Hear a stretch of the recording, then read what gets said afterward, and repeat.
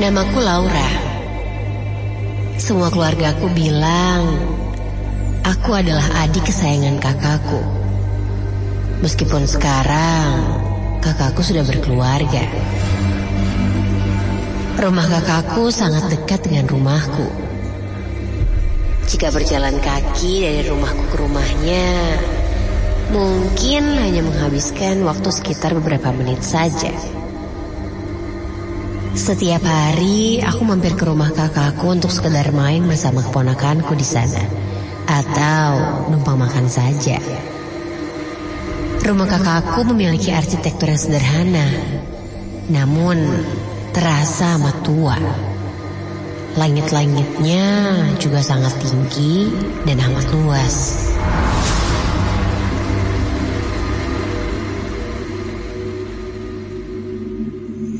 Malam itu, aku tidur di rumah kakak. Karena udara terasa sangat panas, aku menolak saat ditawari untuk tidur dalam kamar. Akhirnya, aku memutuskan untuk tidur di sofa ruang tengah saja. Di ruang tengah ini, langit-langitnya lebih tinggi karena di atasnya adalah kamar dari anak kakakku. Loteng yang atapnya menyatu dengan lantai bawah. Dari balkon kamar atas, kita bisa langsung melihat ke bawah.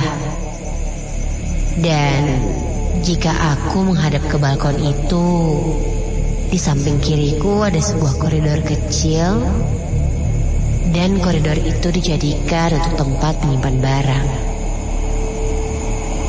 Sebelum aku tidur, kakak mematikan lampu utama, hingga sinar yang tersisa hanyalah dari lampu koridor kuning yang terangnya tidak seberapa.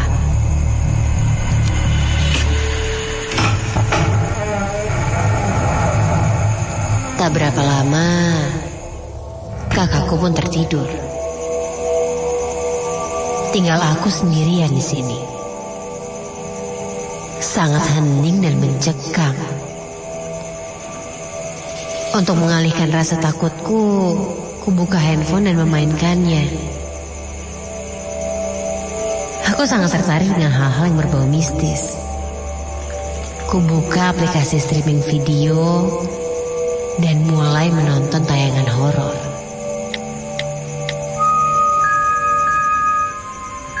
Mungkin ini terdengar aneh. Aku membuka handphone untuk mengalihkan rasa takutku, tapi aku malah menonton tayangan horor. Ketika aku sedang menonton, tiba-tiba aku merasa ada hembusan nafas yang terus-menerus menerpa wajahku. Namun, aku mengabaikannya.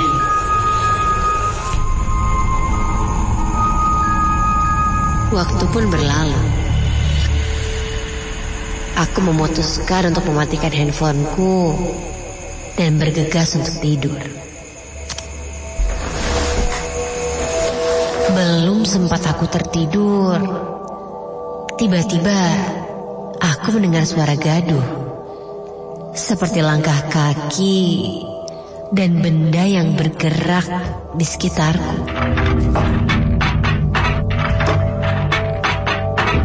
Aku ingat betul kalau aku belum benar-benar tertidur saat itu. Dan saat aku hendak membuka mata,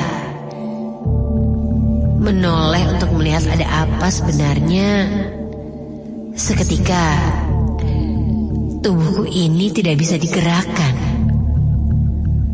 Aku merasa aku sudah meronta-ronta dan berteriak minta tolong pada kakakku. Namun sepertinya aku hanya diam dan tidak bisa berkata apapun. Mungkin aku ketindihan. Lalu aku berdoa dalam hati. Setelah lama aku seperti dibelenggu.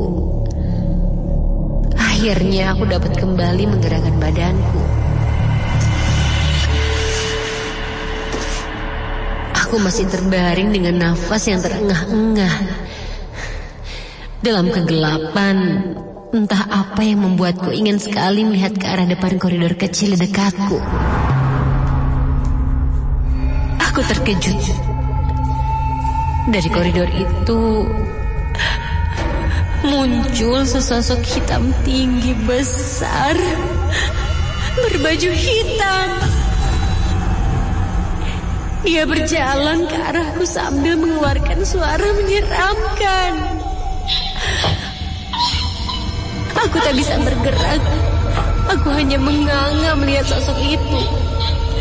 Tak hanya itu, aku makin terkejut saat aku melihat dari sudut mataku sosok wanita berbaju putih panjang dengan rambut terurai di balkon atas turun seperti melayang dan terbang perlahan ke arahku. Dan dua sosok itu mendekatiku perlahan hingga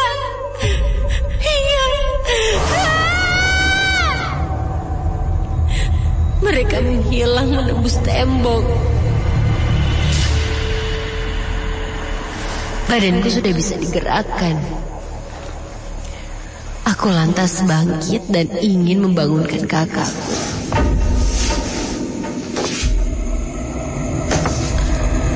Namun, langkahku terhenti ketika dari sebelah kananku aku melihat seorang perempuan basah kuyup. Rambutnya basah menutupi wajahnya, memakai terusan compang-camping. Dengan langkahnya yang terseok seperti berjalan dengan tulang yang hancur. Dan dari badannya terus-menerus meneteskan air. Aku tidak bisa bergerak. Aku berdoa. Mereka yang sepertinya marah bahkan seperti tidak suka dengan kehadiranku di rumah ini. Mereka mendekat dengan wajah yang amat menyeramkan dan marah. Sosok itu seakan mengumpat kepadaku. Namun aku tidak mengerti. Sampai astaga, dia meloncat ke arahku.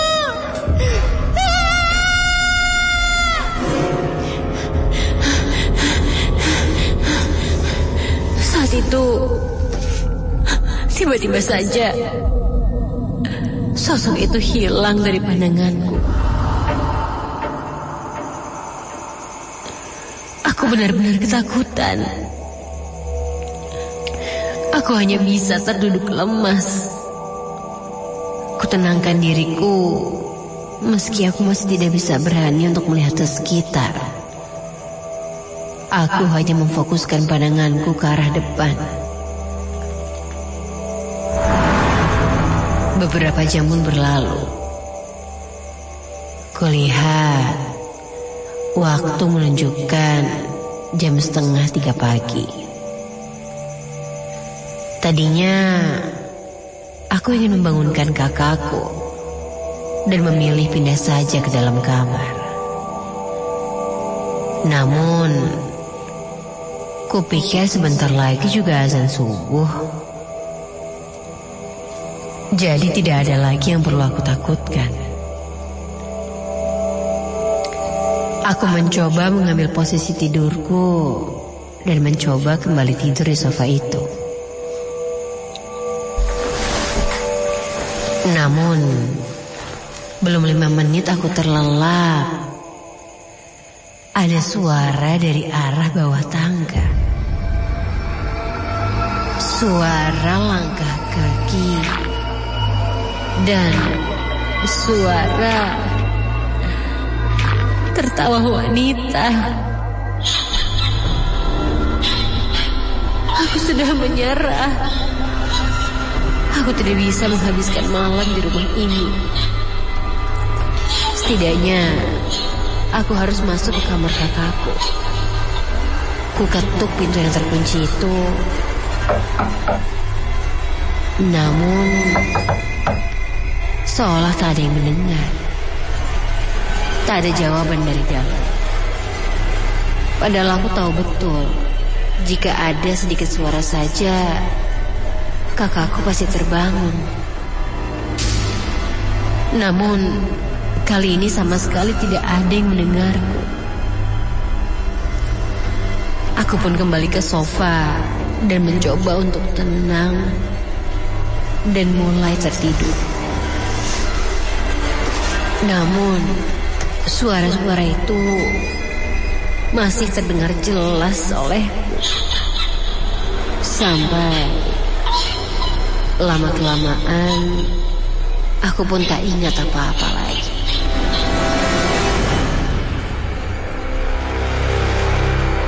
Ketika bangun, kulihat waktu sudah pagi. Sebelum pulang ke rumah, aku menceritakan kejadian ini pada kakakku. Dan ia berkata bahwa semalam dia mengalaminya juga. Dan dia pun melihat kejadian yang aku alami dari dimensi lain. Entah apa maksud dari kejadian semalam. Sampai saat ini, aku pun masih mempertanyakannya. Apa mungkin sosok yang aku temui semalam itu hanya sosok yang mampir saja ke rumah kakakku? Atau mungkin